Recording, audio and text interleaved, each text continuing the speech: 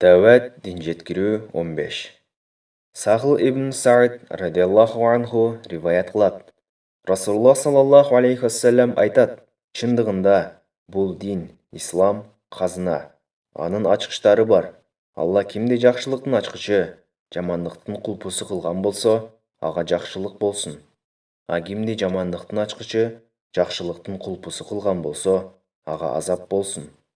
Сағыл ибн Саид радиаллаху анху риваят қылады. Расулуллах саллаллаху алейхи вассалам айтады, шындығында бұл дин, ислам, қазына. Анын ачқыштары бар. Алла кимди жақшылықтың ачқычы, жамандықтың құлпысы қылған болса, аға жақшылық болсын. А кимди жамандықтың ачқычы, жақшылықтың құлпысы қылған болса, аға азап болсын. Сағыл ибн Саид радиаллаху анху риваят қылады. Расулуллах саллаллаху алейхи вассалам айтады, шындығында бұл дин, ислам, қазына. Анын ачқыштары бар. Алла кимди жақшылықтың ачқычы, жамандықтың құлпысы қылған болса, аға жақшылық болсын.